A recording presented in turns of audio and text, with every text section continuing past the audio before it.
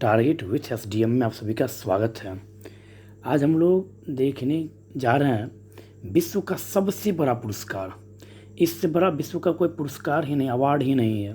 उसके संबंध में थोड़ा सा आज हम लोग जानेंगे, जिसमें से फिजिक्स और बायोलॉजी मतलब मेडिसिन के क्षेत्र में इसमें अवार्ड देने 2020 की घोषणा कर दी गई है। यह जो अवार्ड है कुल 6 क्षेत्रों में दिया जाता है। तो सबसे पहले हम देखते हैं इस अवार्ड के बारे में, क्या है नोबेल पुरस्कार और कब दिया जाता है नोबेल पुरस्कार। इसके कुछ इतिहास के बारे में आज हम लोग समझने का प्रयास करेंगे। तो चलिए चलते हैं नोबेल पुरस्कार की ओर। नोबेल पुरस्कार 2020, यहाँ पर आप नाम देखते हो नोबेल पुरस्कार 2020। तो नोबेल पुरस्कार के बारे में आप लोग समझिए। नोबेल पुरस्कार की स्थापना स्वीडन के एक अविवाहित केमिकल इंजीनियर थे, अल्फ्रेड नोबेल। ये बहुत ही गरीब परिवार में यह पैदा लिए थे यह, और ये कुल 8 भाई बहन थे यह, और 8 भाई बहन में इनका स्थान जो था यह चौथा था। और ये गरीब परिवार से थे, तो और इतने भाई होने के कारण इन लोगों का एजुकेशन उस ढंग से सही ढंग से बचपन में उस ढंग से नहीं हो पा रहा था। लेकिन कुछ दिनों के बाद इनके पिताजी वहाँ से स्वीडिश से आकर वे लोग रूस में आकर बस गए, और रूस में आकर बस गए तो इन लोग को रूस का रसिया मिल गया। कहने का मतलब यह है कि रूस में इनके बाबूजी ने, इनके फादर ने एक अच्छा बिजनेस खोला और बिजनेस अच्छे से चलने लगा, जिस कारण से इन्हें एक अच्छा टीचर भी उपलब्ध हो गया और प्राइवेट स्कूल में ये पढ़ने भी लगे। मतलब क्या, सब कुछ अब इनके फैमिली में टनाटन हो रहने लगा, मतलब अच्छा से रहने लगा। कहने का मतलब यहाँ पर यह है। जब ये कंपनी जाने की लायक बने, उस योग्य बने, तब इनके फादर गुजर गए, और इनके फादर गुजरने के बाद इनके ऊपर सारा भार दारोमदार पूरे परिवार का आ गया। इन्होंने कंपनी चलाना शुरू किया, लेकिन एक ऐसा समय आता है जो इनकी कंपनी में आग लग जाती है, जिसके कारण इनका कंपनी डूब जाता है, और जब फिर से वह उसी स्थान पर चले आते हैं जिस स्थान पर ये पहले रहते हैं। उसके बाद ये छोटी मोटी नौकरियां कुछ करते हैं, खोजते हैं, और ये तो दिमाग से तेज़ रहते हैं, साइंटिस्ट रहते हैं। उसके बाद ये खुद का एक पेटेंट होता है, उसको बनाने का प्रयास करता है, और 1867 में इन्होंने डायनामाइट का आविष्कार किया। और डायनामाइट का आविष्कार किया तो कुछ दिन बाद एक अखबार में एक निकला कि मौत के सौदागर आज मारे गए, जबकि ये नहीं मरे थे। इनका जो भाई था उनका देहांत हुआ था, लेकिन अखबार में मिस्टेक्स इनका नाम और इनका पिक छप गया था। तो इन्होंने ऐसा चिंतन किया, क्या दुनिया मुझे मेरे जाने के बाद कुछ इस तरह से याद करेगी। तो इन्होंने क्या किया, कुछ दिन बाद इन्होंने एक वसीयत लिखा। और अब जानते हैं इन्होंने तो कोई शादी विवाह किया ही नहीं था, तो पैसा खर्च होने का कोई सवाल ही नहीं था इनका। तो अपने लाइफ में इन्होंने जितना रुपया कमाया उन सभी रुपयों को इन्होंने जमा किया, और ये हमेशा कभी कभी वसीयत लिखा करते थे ये। और लगभग 350 से अधिक पेटेंट है इनके पास था, और इसी से इनका आमदनी का यह जरिया था, मतलब इनकम का। तो आप यह बोल सकते हैं जो 1833 ईस्वी में अल्फ्रेड नोबेल का जन्म हुआ था। कब हुआ था जन्म अल्फ्रेड नोबेल का? तो 1833 ईस्वी में। 1867 में इन्होंने डायनामाइट का आविष्कार किया, और 1896 ईस्वी में उनकी मृत्यु हो गई। और इनकी मृत्यु के बाद यह पता चला, जो इन्होंने एक वसीयत लिखा है, और जिसमें इन्होंने लिखा है कि जो उनके धन से जो मिलने वाली जो वार्षिक आय होगी, मतलब क्या जो इंटरेस्ट होगा, उसे पुरस्कारों की मदद के रूप में दान कर दी जाएगी। और अपनी वसीयत में उन्होंने आदेश दिया था कि सबसे योग्य व्यक्ति, चाहे वह स्वीडन का हो या ना हो, लेकिन पुरस्कार प्राप्त करेगा। उनके द्वारा छोड़े गए धन का पर मिलने वाला ब्याज उन व्यक्तियों के बीच में पुरस्कार के रूप में बांटा जाता है। विश्व के 58,960 अमेरिकी डॉलर, मतलब कि 58 लाख और 960 अमेरिकी डॉलर के सबसे अधिक गौरवशाली पुरस्कार को नोबेल फाउंडेशन द्वारा मदद प्रदान की जाती है। जब नोबेल पुरस्कार प्रारंभ किया गया था, तो नोबेल पुरस्कार कुल 5 क्षेत्रों में दिया जाता था: physics, chemistry, biology, literature, and peace. प्रारंभ में जब नोबेल पुरस्कार शुरू किया गया था तो कुल 5 क्षेत्रों में दिया जाता था, लेकिन 1968 से अर्थशास्त्र के क्षेत्र में भी नोबेल पुरस्कार दिए जाने की घोषणा की गई, जबकि नोबेल पुरस्कार अर्थशास्त्र में 1969 से दिया जाने लगा। तो आप यहाँ से यह भी देख लिए। तो अब देखते हैं आगे। आपसे यहाँ पर सीधा पूछा जा सकता है कि डायनामाइट का आविष्कार कौन है, तो अल्फ्रेड नोबेल। नेक्स्ट क्वेश्चन बन सकता है यहाँ से कि अल्फ्रेड नोबेल कौन थे, तो अल्फ्रेड नोबेल एक अविवाहित स्वीडिश केमिकल इंजीनियर थे। अल्फ्रेड नोबेल, इनका जन्म हुआ 1837 में और इनका मृत्यु क्या हुआ तो 1896 ईस्वी में। नोबेल पुरस्कार की घोषणा प्रत्येक वर्ष अक्टूबर माह में की जाती है और नोबेल पुरस्कार दिया जाता है 10 दिसंबर को। 10 दिसंबर कहने का मतलब यहाँ पर यह है कि मानवाधिकार दिवस उस दिन रहता है 10 दिसंबर को, और इसी दिन नोबेल पुरस्कार दिया जाता है।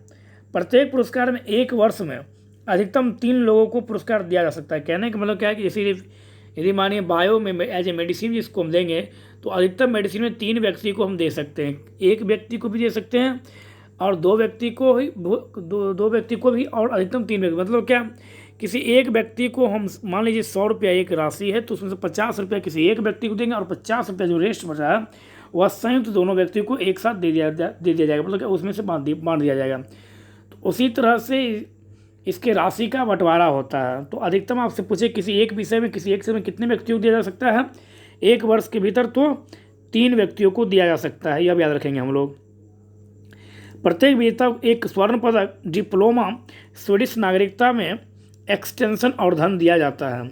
अगर एक पुरस्कार में 2 विजेता है तो धन की राशि दोनों में समान बांट जाती है, और पुरस्कार प्राप्तकर्ताओं की संख्या अगर 3 है तो चयन समिति के पास यह अधिकार होता है कि वह धनराशि को तीनों में बराबर बांट दे, या तो एक को आधा दे दे और बाकी 2 को बचा धन बराबर में बांट दे।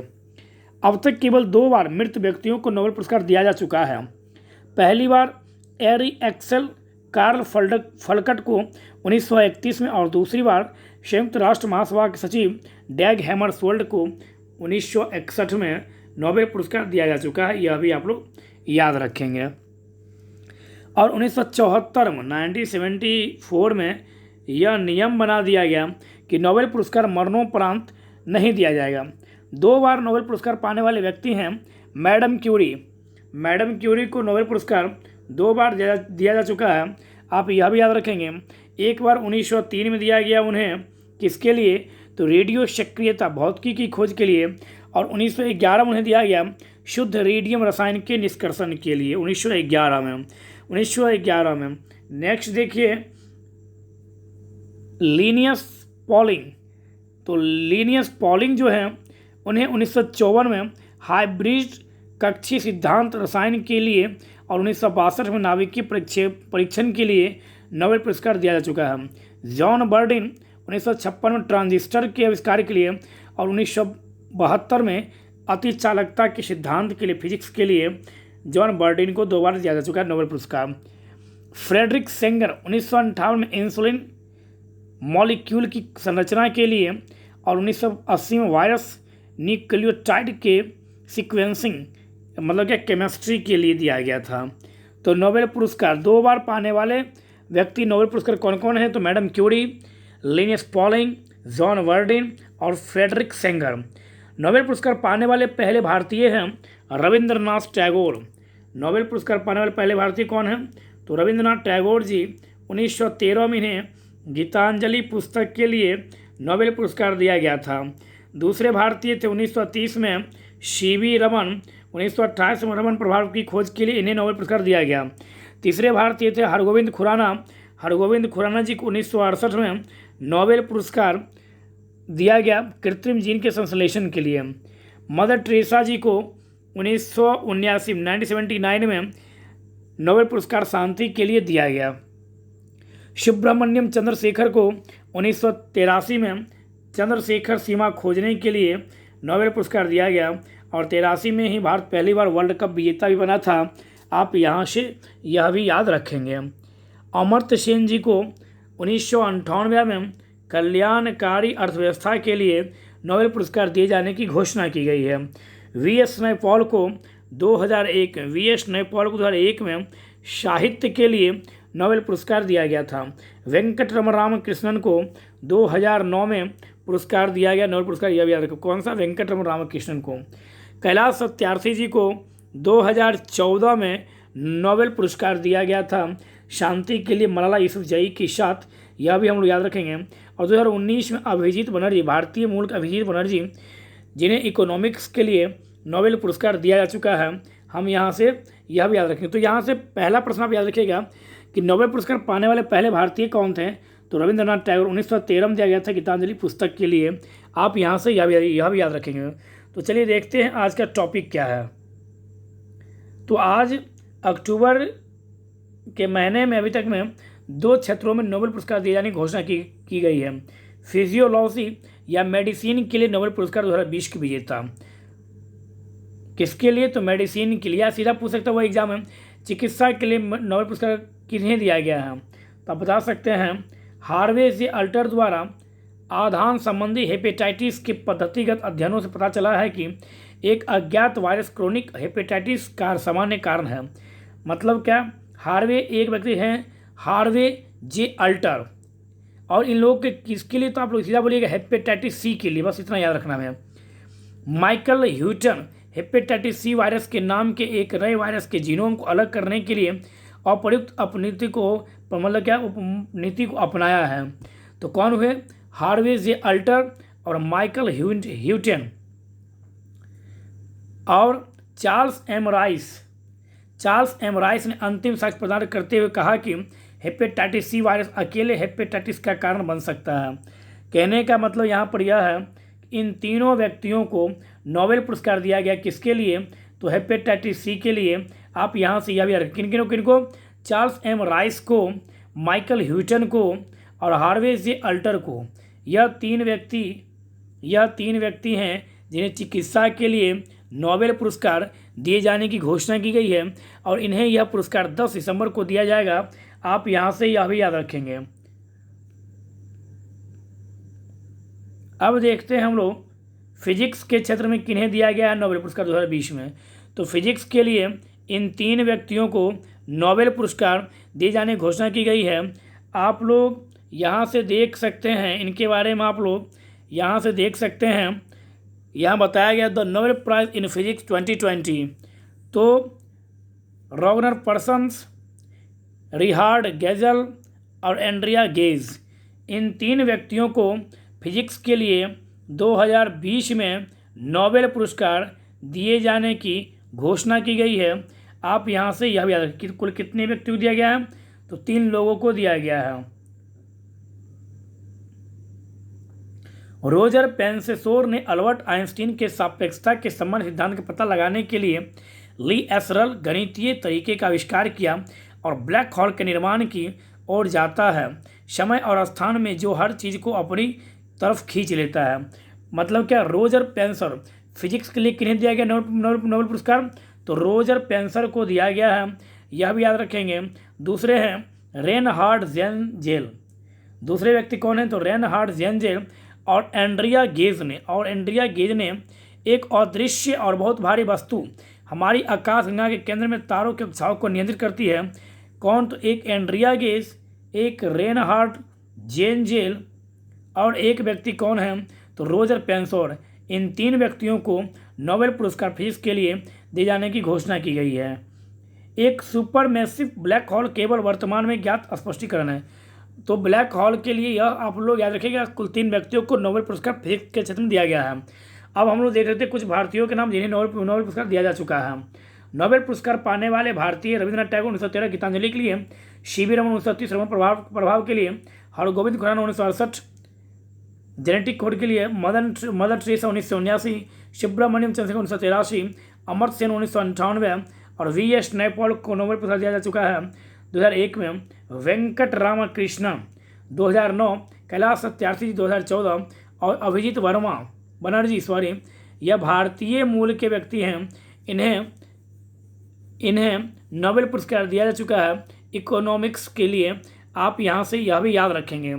तो हम उम्मीद करते हैं कि नोबेल पुरस्कार जैसे जैसे आगे जो घोषणा होगी वह सब लेकर आपके सामने आया जाएगा। तो आपको थोड़ा सा एक संक्षेप में नोबेल पुरस्कार के बारे में थोड़ा सा बताने का प्रयास किया गया और उसको करंट से संबंधित जोड़ के बताया गया है।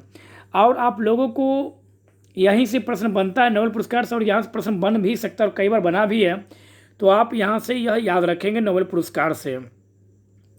दोस्तों, आपको तब तक कोई नहीं हरा सकता है जब तक आप खुद की हार ना मान लें। कहने का मतलब यह है कि आपको अपने जीवन में यदि सुखी रहना है, मतलब कि आपको अपना भविष्य यदि बेहतर बनाना है, तो अभी आपको जगना होगा।